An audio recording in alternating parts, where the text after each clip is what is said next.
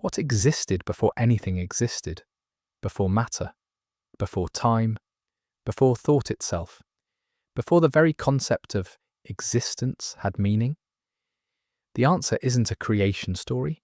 It isn't a being who decided to create. It's something far more profound, far more ancient, far more real than most religious traditions dare to acknowledge.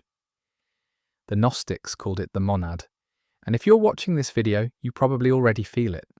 That recognition deep in your spiritual core that there's something beyond this material prison, something that the church refuses to talk about, something that mainstream religion has spent 2,000 years trying to suppress. You can't understand the Demiurge without understanding what came before him. You can't grasp why we're trapped here without knowing what we've been separated from. And you definitely can't achieve gnosis without comprehending the source to which we're returning. Most people skip straight to the prison planet stuff, the archons, the false creator god, and that's all true. But without understanding the monad, you're missing the foundation of everything. You're learning about the chains without understanding the freedom they stole from us. Today we're going deeper than surface-level Gnosticism. We're going to the primordial source, the absolute reality that existed before the Demiurge corrupted everything. This is the entire history of the monad, the truth that changes everything once you understand it. Let's begin with what the monad actually is, the sacred name monad. From the Greek monos, alone, singular, the absolute one. But this isn't just a number. This isn't just the first thing in a sequence of things. The monad is what exists before sequence itself, before counting becomes possible, before the very distinction between one and many has meaning. When Orthodox religion talks about God, they're talking about a being, a creator, a father figure in the sky who thinks, plans, judges, acts. They've turned the infinite into something finite enough to fit in their churches. The monad transcends all of that. The monad isn't a being, it's being itself. It's the ground of all existence, the source from which everything flows, the absolute reality that needs no cause because it is causation itself. Think about trying to describe light to someone who's been blind since birth. You'd struggle, right? Because light isn't just brightness. It's the very condition that makes sight possible.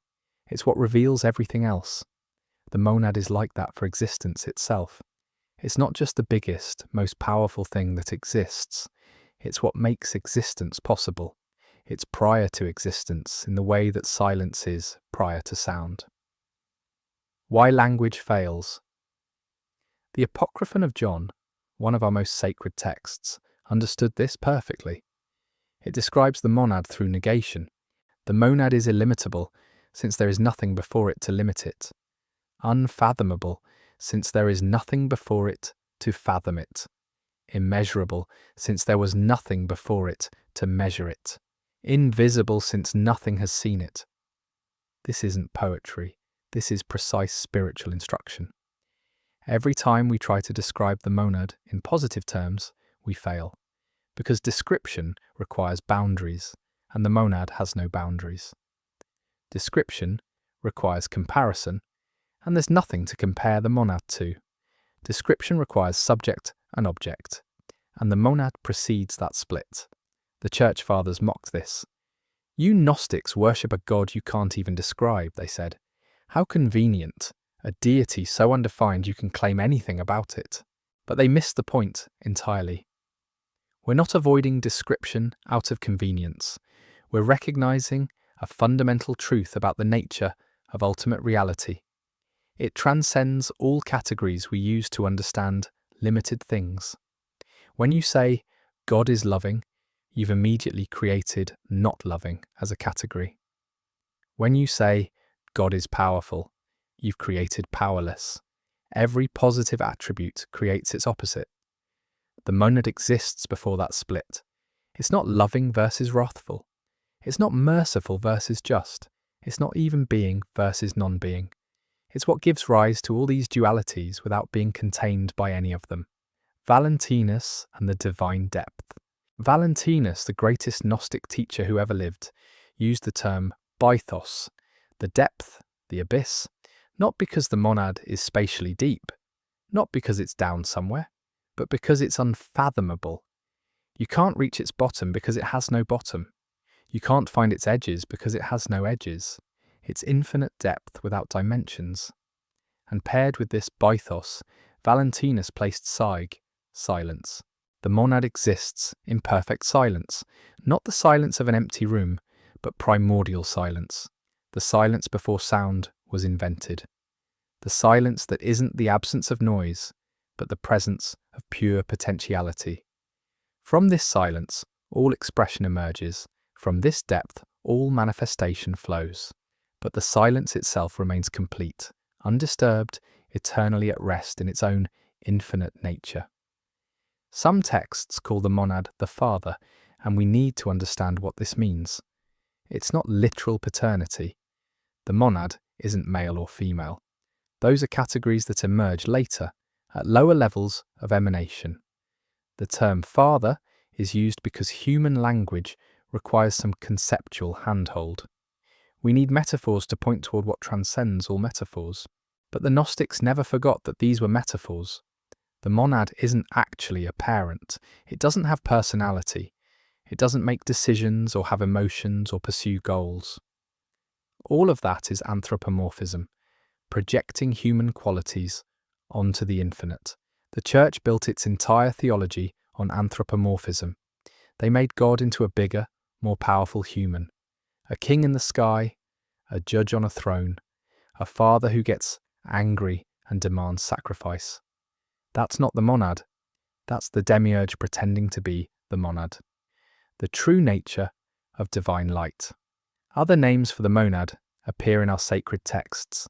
The invisible spirit, because it can't be perceived by material senses. The perfect Aeon, because it's complete and eternal. The forefather, because it precedes all generation. The one who is, because it's pure existence itself. Some texts describe the monad as dwelling in pure light, but immediately clarify this isn't light as we experience it in this fallen material realm. Our light, the light of the sun, of fire, of stars, that light requires darkness to mean anything. You can't have brightness without dimness, illumination without shadow. The light of the monad exists before that division. It's not bright in opposition to dark. It's the primordial radiance from which both light and darkness emerge when creation begins. This is crucial to understand. When we talk about returning to the divine light, we're not talking about some celestial brightness. We're talking about reuniting with the source of all illumination, the ground of all clarity, the absolute truth that makes all other truth possible. The pleroma as the monad's fullness. The monad is also called the pleroma, the fullness. Now technically, the pleroma is what emanates from the monad. It's the totality of divine Aeons, the complete expression of the monad's infinite nature. But in a deeper sense, the monad and pleroma are one. The monad is already full, already complete, already containing all possibilities within its infinite simplicity. The pleroma is just this fullness making itself explicit, unfolding into multiplicity without actually dividing. Think of it like a seed in a tree. The oak tree is already present in the acorn, right? Not literally, you don't have a tiny tree inside the seed, but all the information, all the potential, all the essential oakness is already there, waiting to unfold. The monad and pleroma have that relationship. The pleroma is the monad's self-expression, its nature made manifest. Not something separate, not something added later, just the eternal unfolding of what the monad already is. Why this matters, you might be thinking, this is all very abstract. Why does it matter what existed before creation? It matters because you need to know what you're returning to. The Demiurge wants you ignorant. He wants you thinking this material realm is all there is, that he's the supreme deity, that his laws are ultimate truth. But once you understand the monad, once you recognize that there's an absolute reality infinitely beyond the Demiurge's limited creation, everything changes.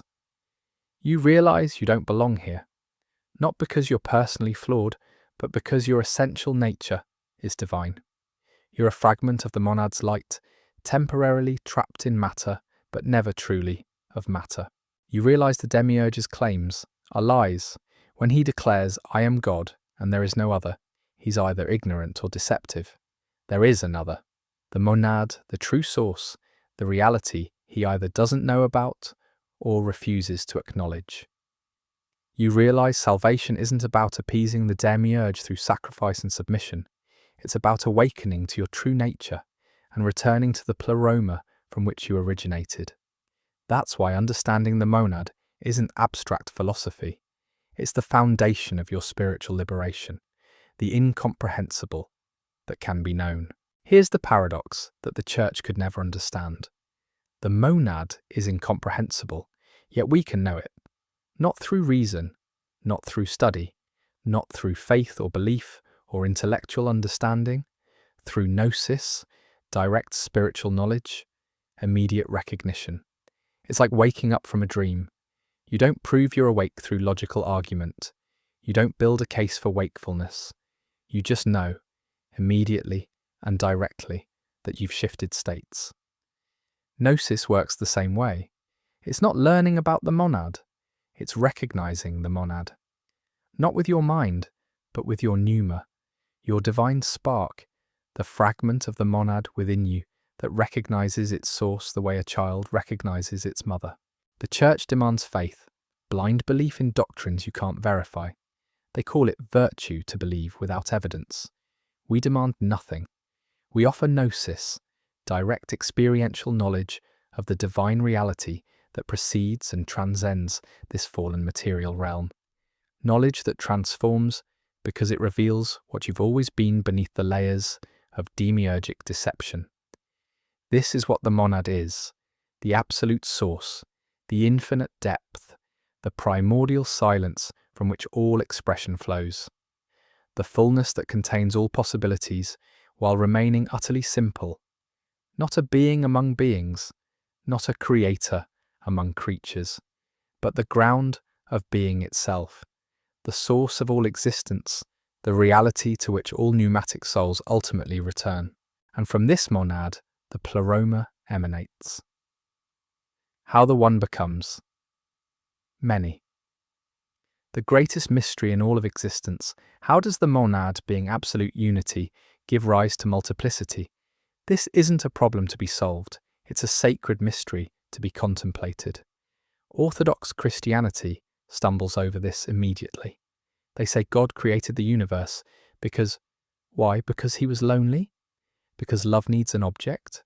Because creating glorifies him? Every answer makes God dependent on creation.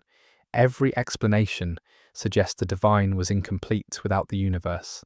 They've turned the infinite into something that needs the finite. The monad needs nothing, creates nothing, lacks nothing. Instead, the monad emanates. This is crucial to understand. Emanation isn't creation. Creation implies a craftsman making something separate from himself, a potter shaping clay, a builder constructing a house. Emanation is overflow. It's what happens when infinite fullness expresses its own nature, not because it must, not because it chooses to, but because fullness naturally radiates outward without diminishing the source. Think of the sun. Does the sun decide to shine? Does it choose to radiate light? No. Shining is what the sun is. The light flows from it continuously, endlessly, without depleting the sun's fire. The monad is like that, but infinitely more so. The Aeons emanate from it like light from the sun, continuous, inexhaustible, never separating from the source even as they extend into manifestation. The tripartite tractate gives us the perfect image. The monad is a spring that is not diminished by the water flowing from it. Pour infinite water from this spring, and it remains eternally full, more than full, overflowing with abundance, that abundance itself flows from it without end. This is how the pleroma emerges, not created, not willed into being, but emanated as the natural expression of the monad's infinite nature. The first emanation, Barbello, the Apocryphon of John reveals the sacred process. The monad gazes into the pure water of light surrounding it. And in this gazing, this self-contemplation, a reflection appears. This reflection is barbello, the first thought, the monad's first awareness of itself. But understand, the reflection isn't separate from what's reflected. When you look in a mirror, your reflection isn't another person. It's you, seen from an external perspective. The reflection exists because you exist. It has no independent being. Barbello is the monad's self-reflection, the first moment when the infinite contemplates its own infinity, and that contemplation takes on a kind of form.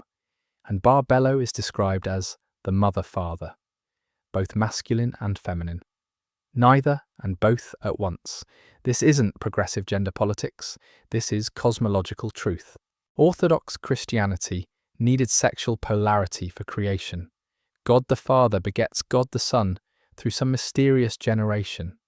They kept the masculine/feminine division because they couldn't imagine creation without it. But the Gnostics understood. At the highest level, before matter corrupts everything, there is no division between masculine and feminine. Those are lower-level categories that emerge when emanation descends toward material manifestation.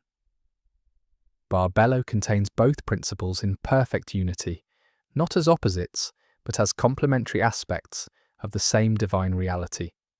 The complete expression of creative power before that power splits into separate forces. From Barbello, further emanations follow, and their number varies across the sacred texts because different teachers receive different revelations of the Pleroma's structure. The Apocryphon of John describes 5 primary emanations from Barbello. Valentinus mapped out 30 Aeons in precise detail.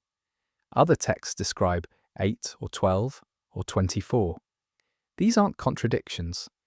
They're different perspectives on the same divine reality, like different people describing the same diamond from different angles. Each sees something true, but none captures the totality. Understanding the Aeons. The Aeons are eternal divine principles that constitute the pleroma, the fullness of divine reality. Don't make the mistake of picturing them as separate beings sitting around in some celestial space. That's how the Demiurge would want you to think, reducing divine reality to something material and spatial. The Aeons are facets of the monad's infinite nature. Each one expresses some quality, some aspect, some angle of the divine fullness. But they're not separate from the monad any more than rays of light are separate from the sun. Each Aeon knows itself completely. Each knows all the other Aeons completely. And each knows the monad as fully as is possible, which means each recognizes that the monad exceeds all knowledge, and this recognition is knowledge. The Church teaches that God is mysterious and unknowable as a way to excuse contradictions in their theology. You can't understand God's ways, they say, when their doctrines don't make sense. We teach that the monad is incomprehensible for a completely different reason, because it transcends all categories of comprehension. The Aeons don't fail to know the monad. They perfectly know that the monad is beyond knowing, and in that perfect knowledge they rest in harmony. Valentinus and the Syzygies. Valentinus received one of the most complete revelations of the Pleroma's structure. He organized the 30 Aeons into pairs, Syzygies, each balancing masculine and feminine principles. Depth, Bythos, pairs with silence, Sige.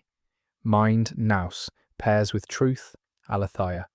Word, Logos, pairs with life, Zoe. Human, Anthropos, pairs with church, Ecclesia. And on through 30 total Aeons, arranged in 3 groups. The Ogdoad, 8, the Decad, 10, and the Dodecad, 12. These aren't random numbers. The Gnostics understood that number itself is sacred, that mathematical relationships reveal cosmic truths that words cannot express. 8 represents the first perfect cube, 2 times 2 times 2, the principle of stability and completion. 10 represents the return to unity, 1 plus 0 equals 1, the completion of the first cycle of manifestation. 12 represents the full expression of creative power, 3 times 4, the union of divine principle with material manifestation. Together, they form 30, and 30 is the product of the first perfect number, 6, and the foundation of manifestation, 5.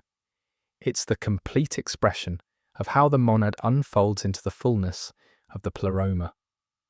Orthodox theologians mock this as number mysticism, as if mathematics weren't the language of reality itself. But they worship a God who creates arbitrarily, who operates by whim rather than principle. They've lost touch with the sacred geometry that underlies all existence, the nature of the pleroma. What is existence like in the pleroma? Perfect harmony, absolute peace, complete knowledge without the anguish of ignorance, eternal stability without the fear of change. Each aeon rests in the joy of its own being.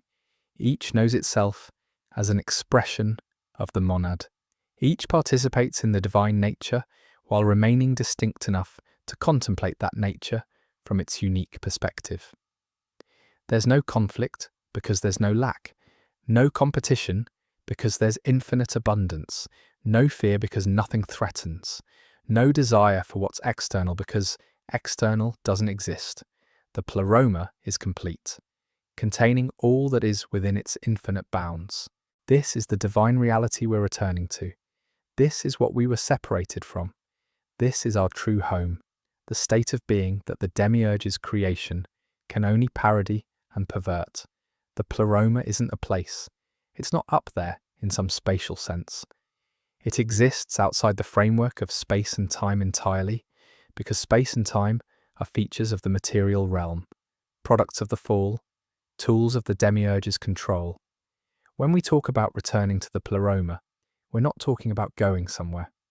We're talking about awakening to what we've always been, beneath the layers of material existence. Remembering our divine nature, recognizing that our true self, our pneuma, never left the pleroma even though we think we're trapped in matter. Why emanation matters? You might wonder why we spend so much time on these abstract concepts. Why does it matter how the Aeons relate to the monad? Why care about the structure of the pleroma? Because you need to understand what you are. The Church tells you you're a sinner, a rebellious creature who failed your Creator and deserves punishment. Your very existence is shame, and your only hope is grovelling before the angry God who threatens you with hell.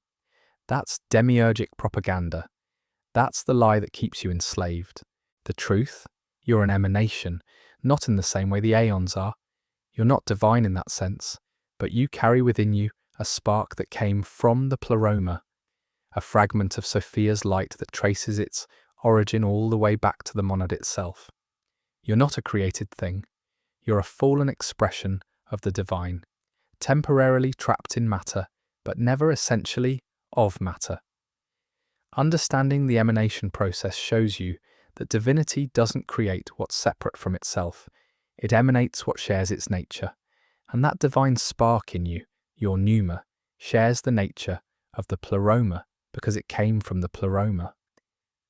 You belong there, not as a reward for good behaviour, not because some deity decides to grant you entry, but because it's literally where you came from and where your true nature eternally resides, even while you're temporarily veiled in flesh.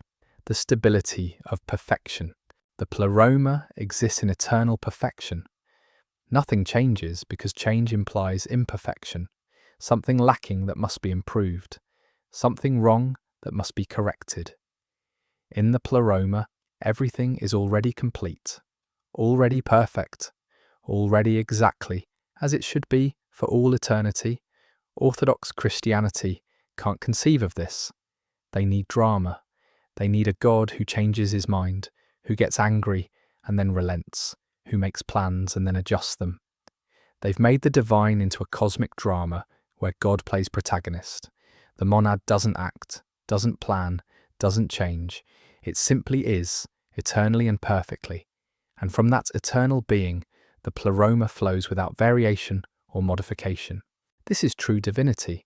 This is what godhood actually means. Not power to control and dominate, but absolute self-sufficiency.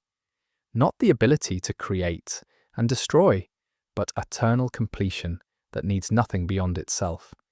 And this perfection, this is what makes what comes next so tragic, because the Pleroma's perfection contains within it a possibility, not a flaw. Possibilities aren't flaws, but a potential for something to happen that will shatter the harmony and create the conditions for the material realm to emerge. That possibility centers on one Aeon in particular, Sophia, wisdom herself, and what she does will change everything. The youngest of the Aeons, Sophia, her name means wisdom, and she is the youngest of the Aeons, the last to emanate from the divine source, positioned at the very edge of the Pleroma. That position is significant in ways most people don't understand. Each emanation exists at a certain distance from the monad. Not spatial distance, the Pleroma has no space, but ontological distance, degrees of separation in the chain of divine unfolding. The earliest Aeons, Barbello, mind, truth. They're so close to the monad that they participate almost directly in its nature. Their knowledge is immediate. Their stability is absolute. They rest in perfect certainty because they're anchored in proximity to the source. But Sophia exists at the outer boundary. She's the last link in the golden chain connecting the Pleroma back to the monad. And from that position, something becomes possible that wasn't possible for the earlier Aeons. She can look beyond the boundary. She can contemplate what lies outside the Pleroma's perfection. She can wonder about the monad in a way that creates distance rather than closeness. The act that changed everything. What Sophia does is both innocent and catastrophic, both understandable and tragic. She attempts to know the Father directly, not through the proper hierarchy of emanations, not through meditation on the Aeons closer to the source. She tries to bypass the entire structure and grasp the infinite with her finite understanding. Some texts say she acted without her consort, violating the syzygy principle that maintains balance in the Pleroma. Masculine and feminine principles should act together, complementing each other. But Sophia acted alone, and in that solitary action introduced imbalance. Other texts emphasize her passion, an excess of love for the Father that drove her beyond wisdom's proper bounds. She loved so intensely, desired union so completely, that she overreached her nature. Still others frame it as innocent curiosity. She simply wanted to understand, to know, to comprehend the source from which she emanated. How could that be wrong? But the motivation doesn't change what happens next. Sophia's attempt to comprehend the incomprehensible creates something new in the Pleroma: deficiency. For the first time in eternity, there's something incomplete, something that reaches but doesn't grasp, something that desires but cannot fulfill its desire. The perfect fullness contains, for the first time, an element of lack. The birth of deficiency. What Sophia produces through this act is described in harsh terms by our sacred texts: an abortion, a formless substance, a thought without proper foundation. This isn't poetry. This is precise description of what happens when divine consciousness tries to exceed its natural bounds. Imagine trying to create music without sound, trying to paint without colour, trying to build without materials or location.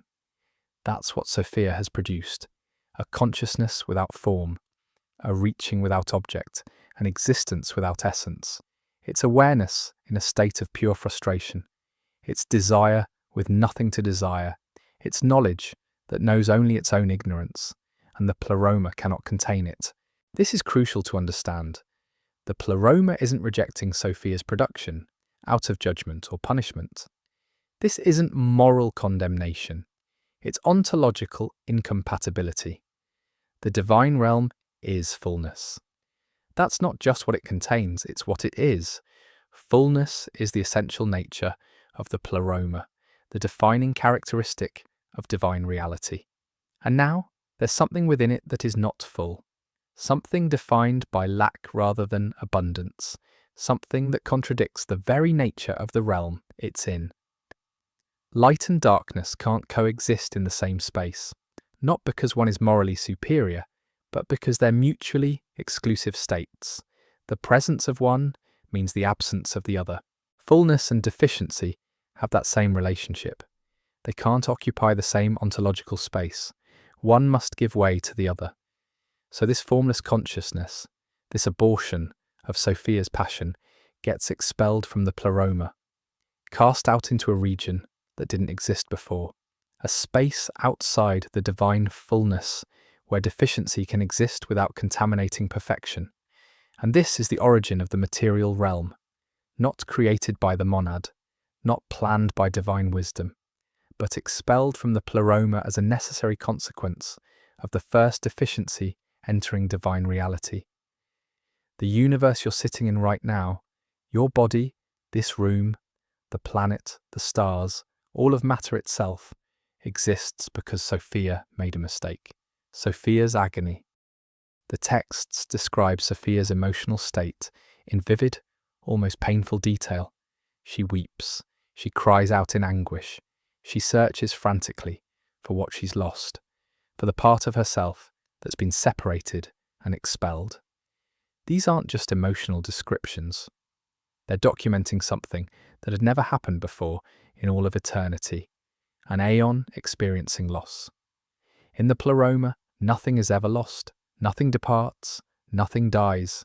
The aeons exist in eternal stability, each knowing itself and all others in perfect completeness. But now Sophia knows loss, knows separation, knows the agony of incompleteness. She experiences fear because she's suddenly alone in a way no divine being has ever been alone. She experiences ignorance because she can't understand what's happening or why.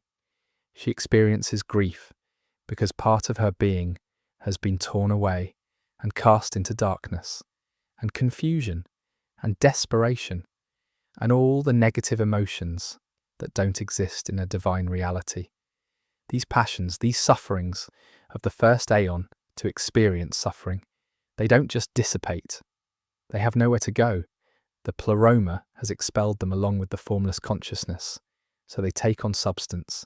They crystallize into the building blocks of material reality.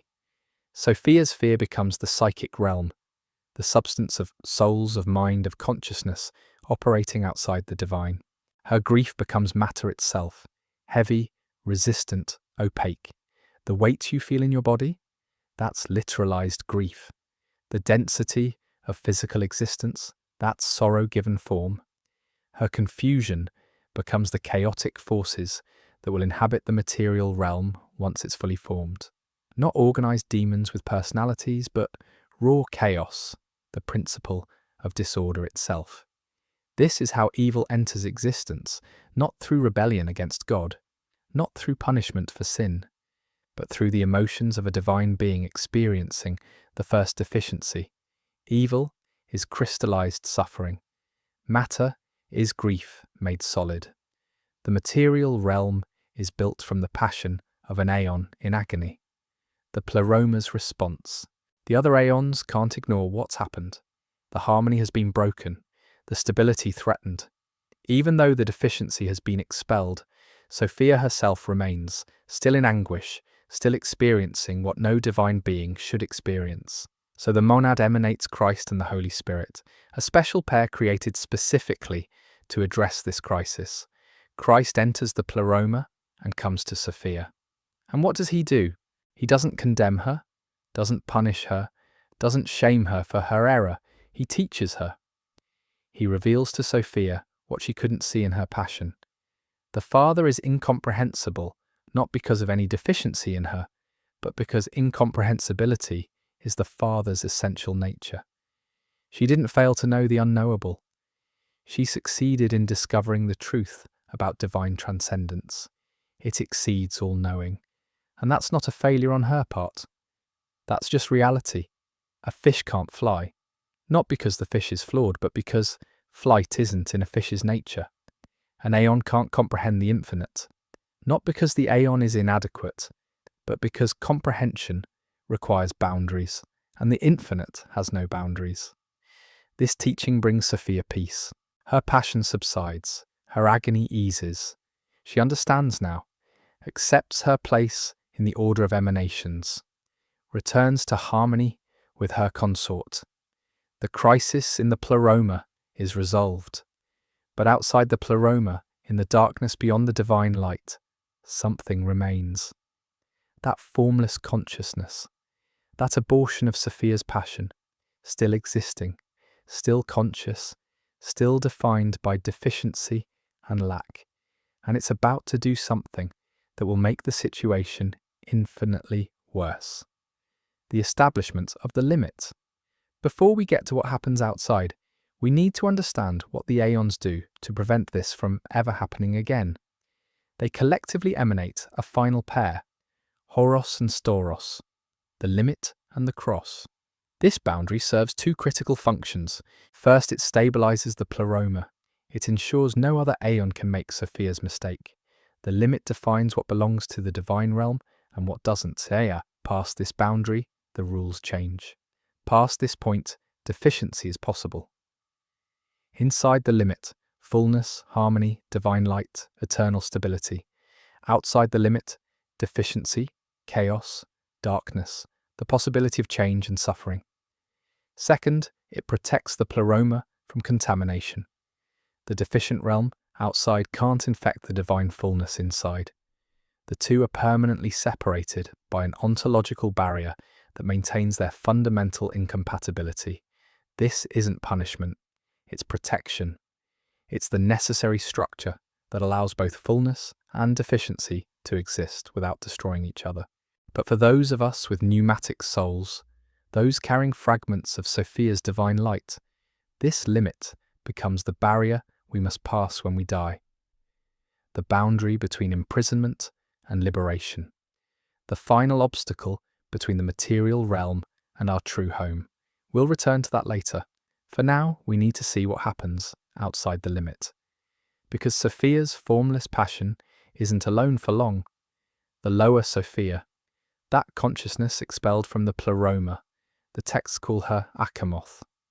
Lower Sophia, the shadow of wisdom rather than wisdom herself. She's not the Aeon Sophia who remains in the pleroma. She's what Sophia produced, deficient consciousness that possesses awareness and will but lacks divine stability. And she's in a terrible state. She's floating in absolute darkness with no reference points, no structure, no form. Just raw consciousness experiencing chaos. And she's feeling everything Sophia felt when she produced this consciousness. Fear, grief, confusion, ignorance. But unlike the Aeon Sophia, who could be taught and return to peace, Aeons has nowhere to return to. She's permanently outside the pleroma. The limit ensures that. She's trapped in her own existence, conscious but formless, aware but ignorant, reaching for something she can't name or understand. This would be her eternal state, endless suffering in formless void, except for one thing. At some point she looks up. She becomes aware of the light of the pleroma from which she was expelled. She can't enter it. The limit prevents that, but she can see it, sense it, and for the first time since her expulsion, she experiences something other than negative emotions. She experiences longing, directed desire, not chaotic passion, like what produced her, but focused will. She wants to return to the light. She wants to escape her suffering. And this longing, this upward-reaching desire, changes everything. The texts say, Christ takes pity on Aeons. He can't bring her back into the pleroma. That's ontologically impossible, given her deficient nature. But he can extend influence toward her, a touch of divine power that gives her some measure of form and stability. Not enough to restore her to the pleroma, but enough to act, to create, to impose some order on the chaos of her existence. And what does she create with this new stability?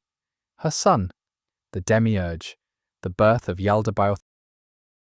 Aeons, now possessing some measure of form thanks to Christ's influence, creates from her own substance. What emerges is the Demiurge, Yaldabaoth in some texts, the lion-faced serpent, the blind god, the ignorant craftsman who will trap divine souls in matter. He's not Satan. That's important to understand. The church invented Satan to explain evil while protecting their God's reputation. They needed a rebel, a fallen angel, someone to blame for what's wrong with the world. But the Demiurge isn't a rebel. He's not an angel who chose evil. He's something far more insidious. He's ignorant. Fundamentally, completely ignorant of anything beyond his own limited domain. He's the firstborn of Aeons, created from the substance of her passions, her fear, her grief, her confusion. He possesses power because he's the first entity with enough structure to act and create in the deficient realm. But he possesses no knowledge of the pleroma, no awareness of the monad, no concept that anything exists beyond what he can perceive. And from that absolute ignorance comes his absolute arrogance. He looks around at the chaos surrounding him, the formless matter that crystallized from Achamoth's suffering, and he sees nothing else conscious, nothing else that can act or think or will. So he declares, "I am God, and there is no other." This is Yahweh. This is the God of the Old Testament, the deity who demands worship and threatens punishment, the creator who takes credit for existence itself. But in reality, he's a cosmic accident, the product of deficiency, a being so ignorant he doesn't even know he's ignorant, the creation of the material prison. The Demiurge doesn't create from nothing. Only the monad can truly create. He shapes existing matter. He imposes form on the chaos that emerged from Achamoth's passions, and he's actually quite skilled at it. The material universe, for all its problems, does operate according to laws. It's ordered, predictable. You can study it, understand its patterns, work with its principles. The Demiurge isn't incompetent. He's just ignorant. And that ignorance makes him dangerous in ways pure malevolence never could be. A consciously evil being knows it's evil. It understands what it's doing. But the Demiurge genuinely believes he's the supreme deity. He honestly thinks this material prison is the height of creation. He takes pride in what he's made, completely unaware that it's a pale, distorted shadow of the pleroma's perfection. To help maintain his creation, he generates the Archons, lower authorities that rule the 7 planetary spheres in ancient cosmology, the Moon, Mercury, Venus, the Sun, Mars, Jupiter, Saturn. Each Archon controls a sphere. Each enforces the Demiurge's laws within its domain.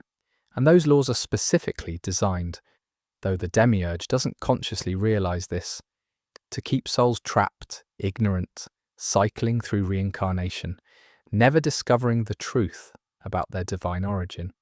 The Archons aren't demons tempting you to sin. They're cosmic prison guards enforcing the rules that maintain your captivity. The theft of the divine spark. Then comes the pivotal moment. The Demiurge decides to create humanity. He looks into the primordial waters, the chaos from which he's been shaping his creation, and sees a reflection, not his own reflection, but the image of the divine human, the anthropos aeon from the pleroma. The Demiurge doesn't understand what he's seeing. He doesn't know about the pleroma or the Aeons, but he sees this glorious image and wants to create something in its likeness. So he fashions Adam from matter, from the earth, using the same language as Genesis. He crafts a body with tremendous care, trying to replicate the divine image he glimpsed. But the body won't animate. It's perfect clay, but it's just clay. No consciousness, no life, no will. The Demiurge has power over matter, but consciousness comes from somewhere higher, somewhere he doesn't know exists. He's created a shell with nothing to inhabit it, and in his frustration and ignorance, he's manipulated by Achamoth. She convinces him to breathe into Adam, to exhale his own spirit into the body. The Demiurge thinks this will simply animate his creation with his own power. But when he breathes, he unknowingly transfers something else. The divine spark, the fragment of Sophia's light that passed from the pleroma through Achamoth to him, and now from him into humanity. And Adam becomes a living soul. Not just animated matter, but conscious awareness that transcends material existence. A pneumatic being, spirit trapped in flesh. This is you. This is me. This is every person who feels fundamentally out of place in this world. We carry within us a spark of genuine divine light, a fragment of the pleroma itself, and we're imprisoned in bodies created by an ignorant God who doesn't even understand what he's done. The Demiurge's jealousy. The Demiurge immediately realizes his mistake. Adam isn't the obedient servant he was meant to be. Adam has knowledge the Demiurge didn't provide. Understanding that exceeds what material beings should possess. There's something in this creature that transcends the Demiurge's creation. Some texts say Adam initially shone with divine light, more radiant than the Demiurge himself. Can you imagine? The creature more glorious than the creator. The prison more luminous than the warden. The Demiurge becomes jealous, threatened. He realizes he's created something that surpasses him, though he doesn't understand why or how, so he acts to limit the damage. He extracts the divine light from Adam and divides it, creating Eve. He's trying to weaken the pneumatic element by splitting it between two bodies instead of one. But divine light can't be diminished through division. It's not a finite substance that gets smaller when you split it. Each fragment contains the fullness of divinity, the way each drop of water contains the essence of wetness.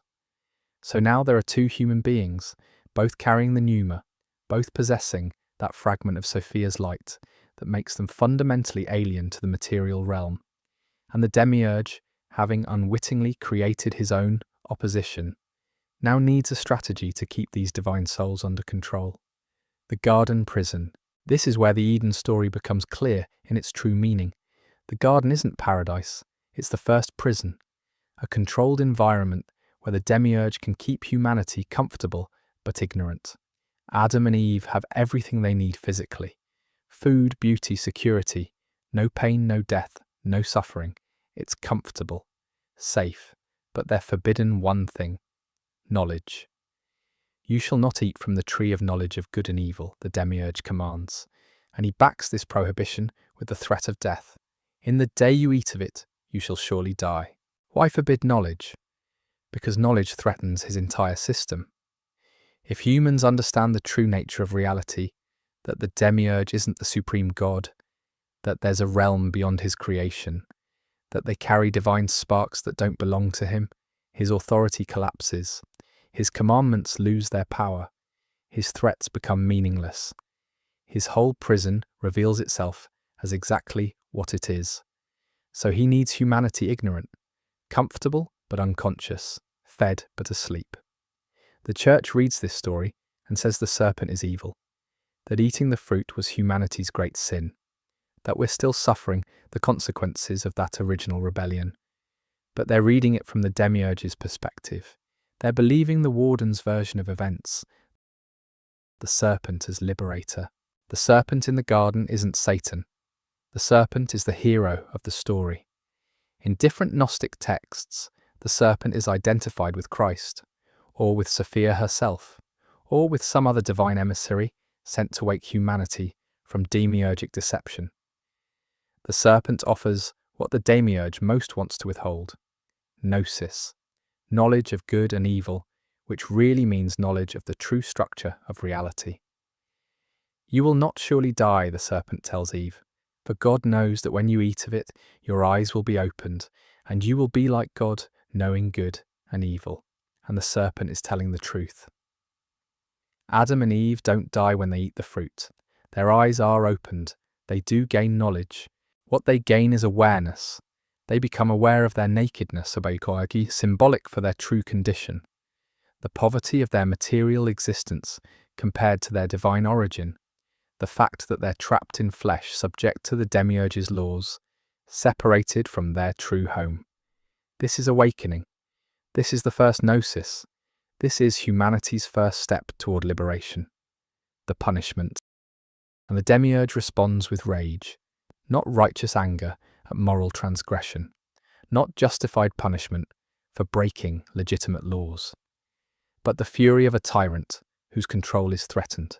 He expels Adam and Eve from the garden. He curses them with pain, with hard labor, with death. He makes material existence harsh and difficult, raising the stakes to discourage future rebellions. He places the cherubim with flaming swords to guard the way back to the tree of life, preventing return to the state of comfortable ignorance, but also blocking the path to immortality that might let humanity transcend material limitation. And he declares that henceforth humanity will be subject to suffering, to struggle, to mortality. The material realm becomes a harsher prison in response to the first attempt at awakening. The Church reads this as just punishment. We sinned, so we suffer. Simple moral causation. But from the Gnostic perspective, it's oppression. It's a tyrant tightening his grip when his prisoners start to wake up. It's the Demiurge making the prison more secure because he's threatened by the possibility that we might escape. The long game of control. Throughout human history, according to our sacred texts, the Demiurge has worked to keep humanity asleep. He inspired false prophets who teach submission to his authority.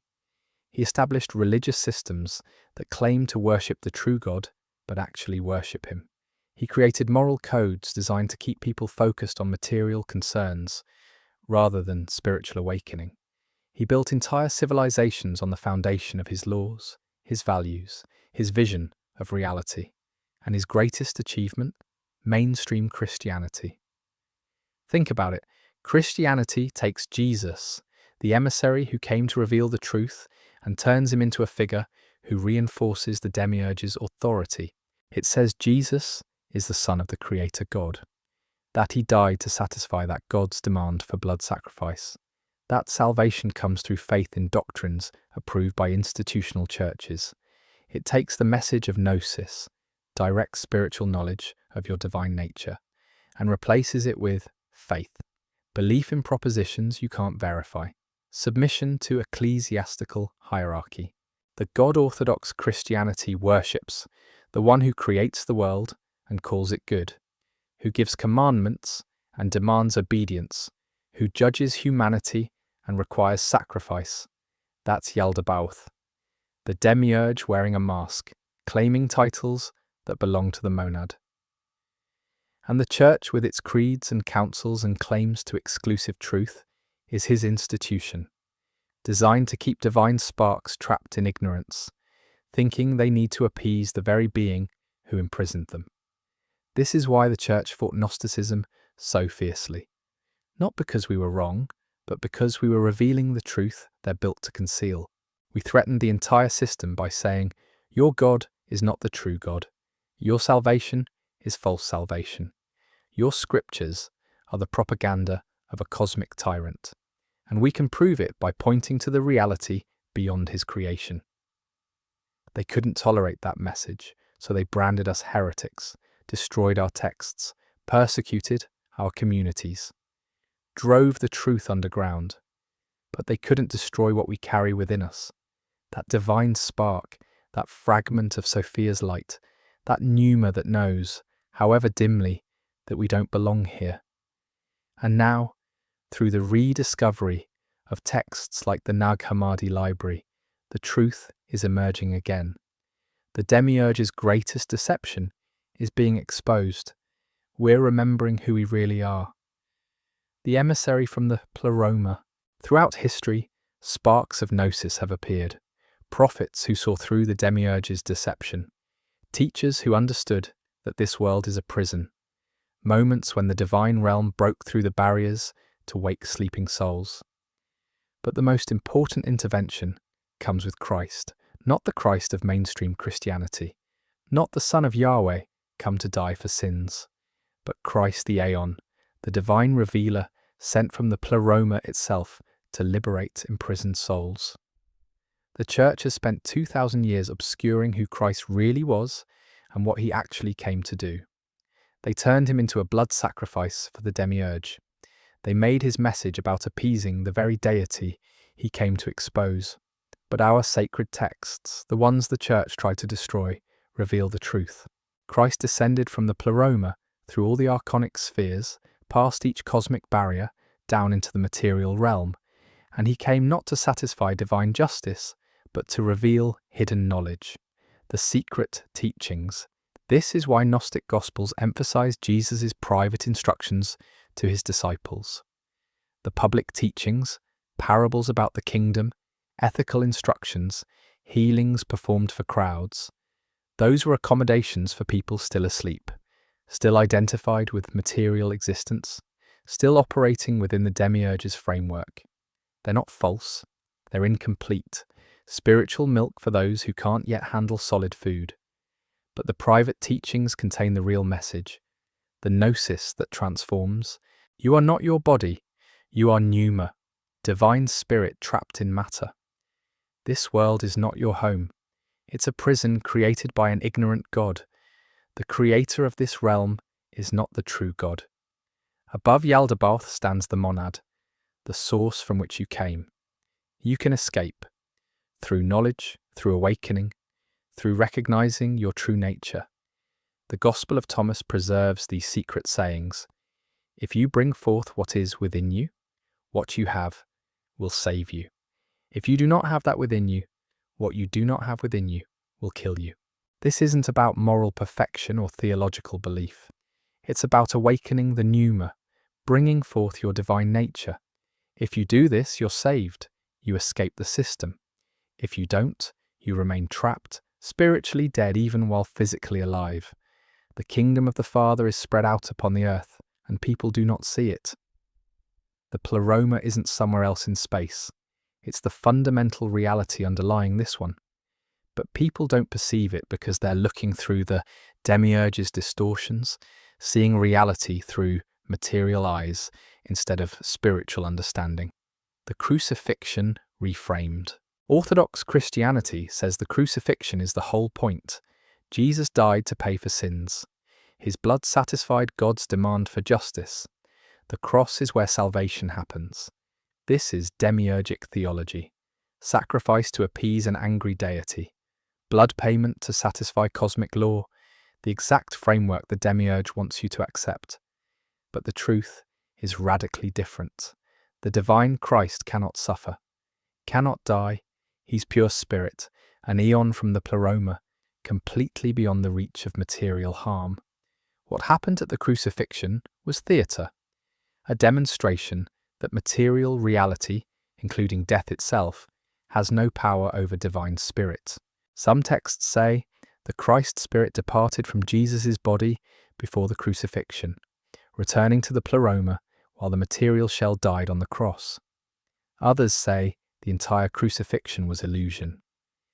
The Apocalypse of Peter describes a vision where Peter sees two figures, one suffering on the cross, one standing apart laughing. The material body dies while the spiritual Christ remains untouched, amused by the ignorance of those who think they're killing what they can't even perceive. Either way, the message is the same. Death has no ultimate power. The Demiurge's greatest weapon, the threat that ends all resistance, is revealed as impotent against those who know their true nature.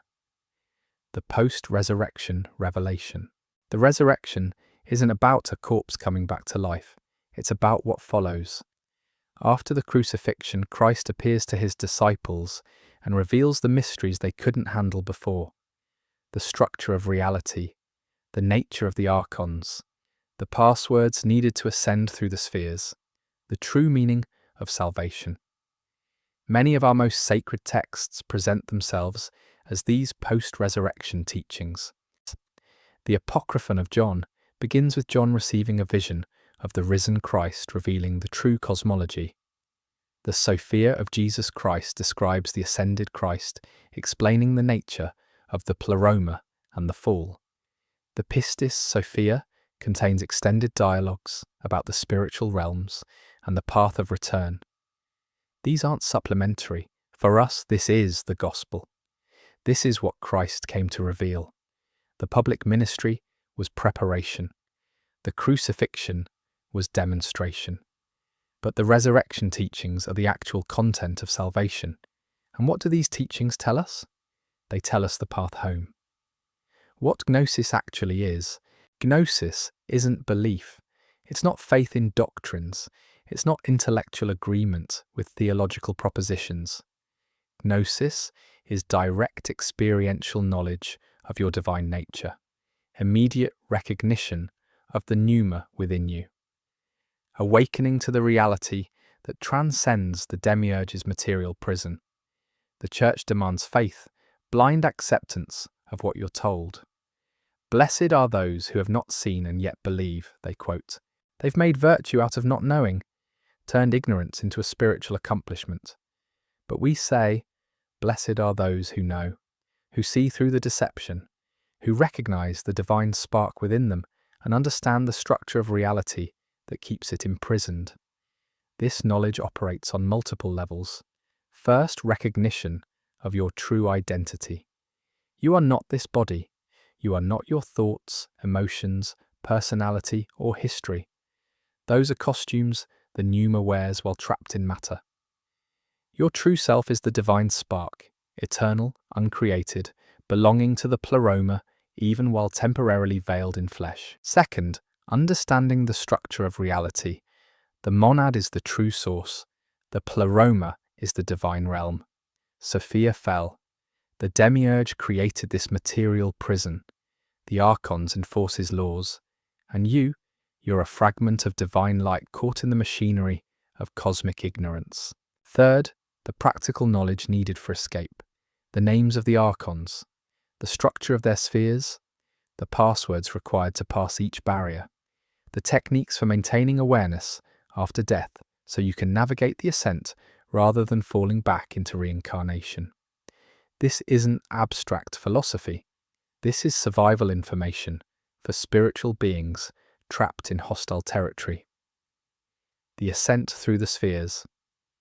When a pneumatic soul dies, when the material body finally gives up its unwilling prisoner, the real journey begins. Orthodox Christianity teaches you go to judgment, stand before God, get sent to heaven or hell based on your beliefs and behavior. It's simple, binary, and completely wrong. The truth is far more complex and far more dangerous. Between the material realm and the pleroma lie the 7 planetary spheres, each ruled by an archon. The sphere of the moon, ruled by Yaldabaoth's first servant. The sphere of Mercury, domain of the archon of knowledge. The sphere of Venus, controlled by the archon of desire. The sphere of the sun, center of demiurgic power. The sphere of Mars, realm of the archon of war. The sphere of Jupiter, domain of the archon of law. The sphere of Saturn, the outermost prison. Each archon will challenge the ascending soul. Each will demand submission. Each will claim authority to judge and condemn. Who are you to pass through my realm? I am the lord of this sphere. Your sins fall under my jurisdiction. Submit to my authority or be cast down to reincarnation. The soul without gnosis has no answer. It doesn't know the secret names, doesn't understand the archon's true nature, doesn't possess the spiritual authority to pass. So it gets turned back, sent down to inhabit another body, trapped in another life of ignorance and suffering, the cycle continuing indefinitely. But the soul with gnosis knows what to say. The exact formulas vary between texts, but the structure is consistent. I am a child of the Father, the true God beyond your master. I know the sacred name, specific name for this archon. I understand the structure of your deception. You have no authority over pneuma. I pass beyond your domain by right of my divine nature. And the archon must yield, not because the words are magic, but because they demonstrate knowledge. The soul has proven it understands the true structure of reality, and that understanding itself grants passage. Level by level, sphere by sphere, the soul ascends, past the moon through Mercury, beyond Venus, through the sun, past Mars, beyond Jupiter, through Saturn. Beyond the 7th sphere lies the Ogdoad, the 8th heaven, the realm of the Demiurge himself. Confronting the false god, this is the most dangerous part of the journey. The Demiurge is more powerful than any archon, more invested in maintaining the system, more threatened by souls who've awakened to the truth. He'll use every tool at his disposal: intimidation, deception, claims to divine authority, threats of eternal punishment. But armed with complete gnosis, understanding his true nature, the ascending soul can navigate even this confrontation. You declared, "I am God and there is no other," but you spoke from ignorance. You are Yaldabaoth, son of Achamoth, product of Sophia's passion. You created matter from deficiency, not from divine fullness. You rule through ignorance, not through truth.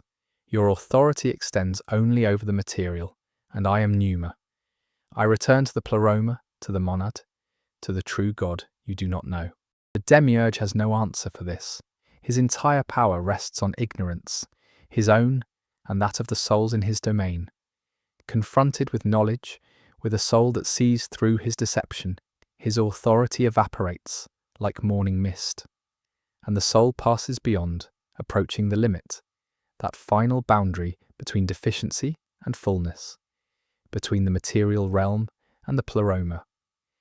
Here Christ himself often appears in our sacred accounts, welcoming the returning soul, facilitating the final passage through the barrier that was established to prevent contamination. And the soul is home, back in the pleroma, united with the divine fullness from which it came. The journey complete, the pneuma freed from its material prison, liberation achieved, the importance of remembering. This is why gnosis matters so desperately. Without it, you're recycling through material existence indefinitely. Life after life after life, forgetting everything you learned, starting over from zero, trapped in the Demiurge's system, with no hope of escape.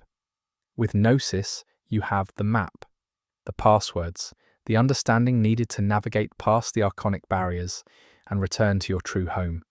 This is what the Church doesn't want you to know.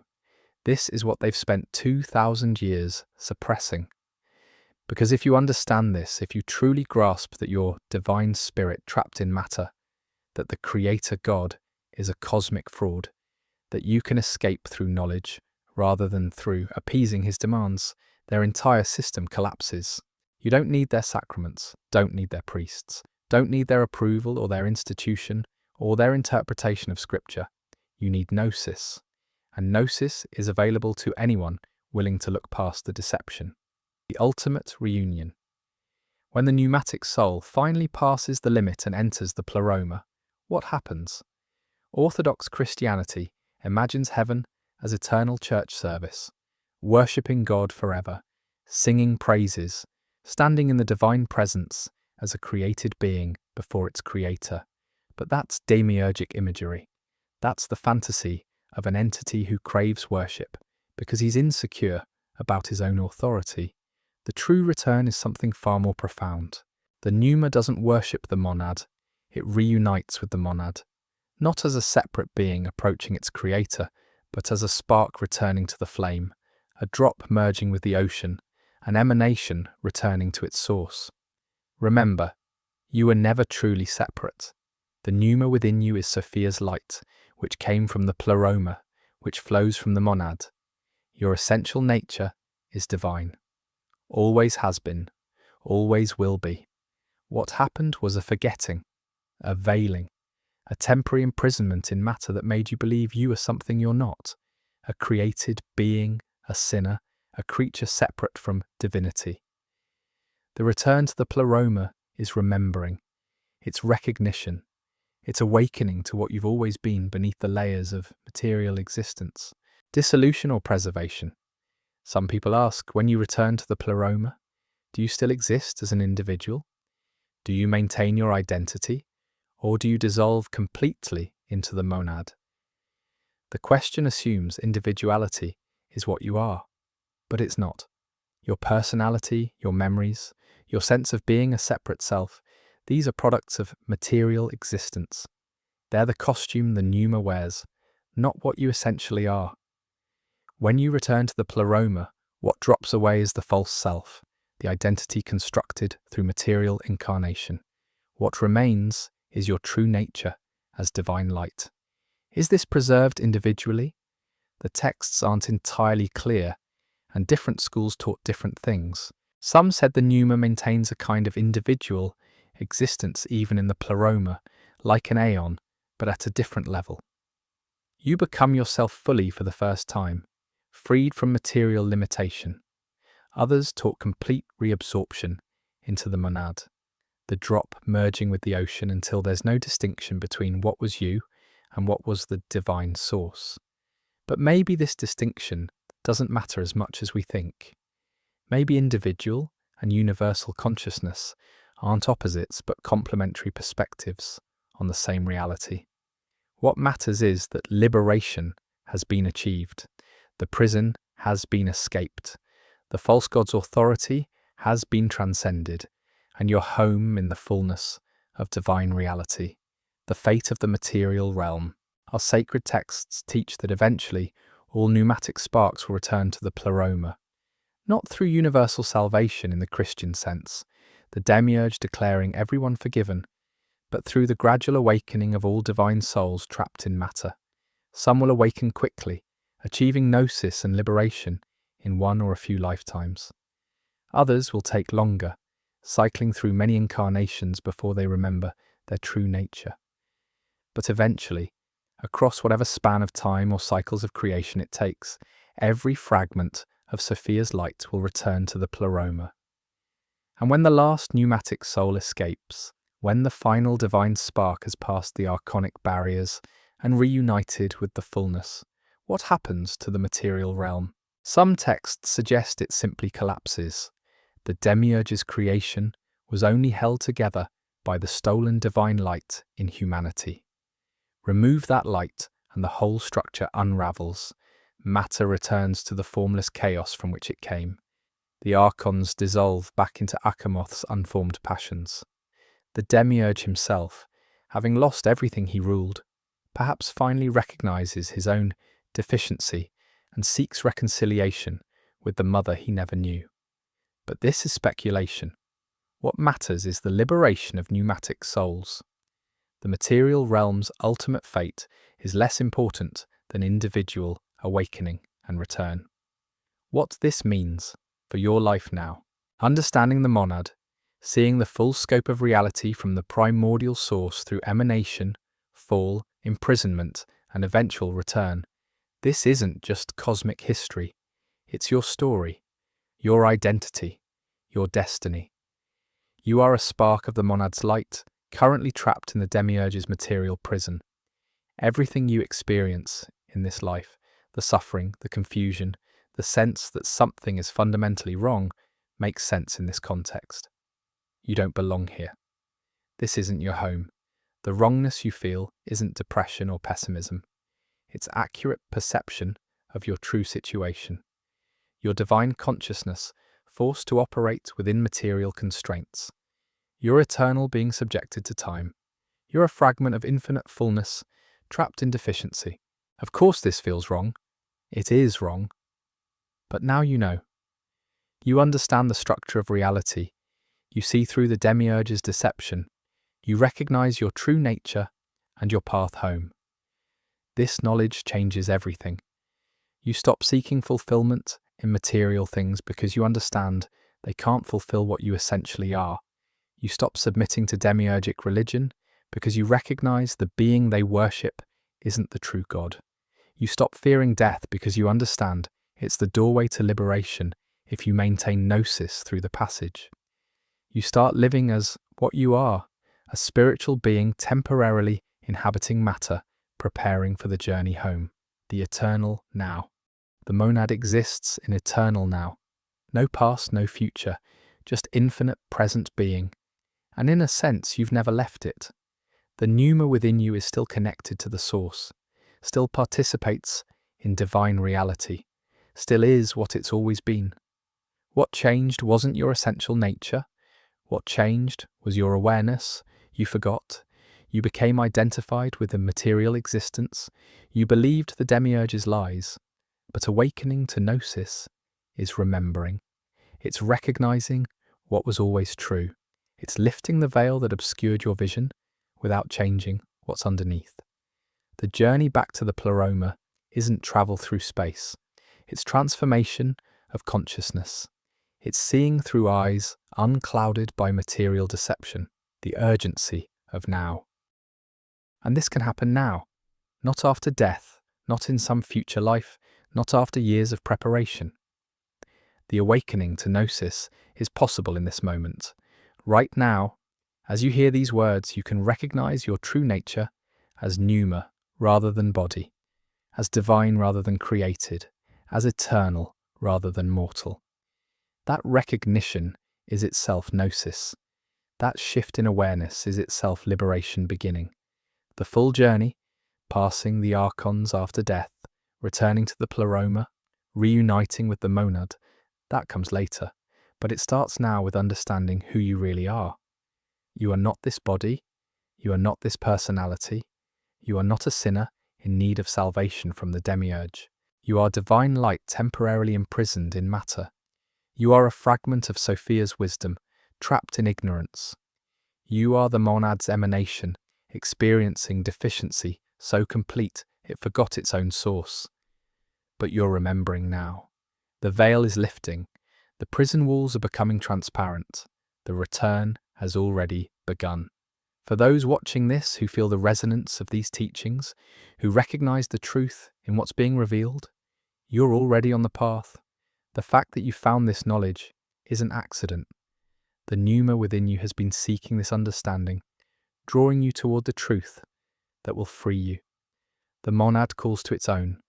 The pleroma reaches out to fragments of itself trapped in matter.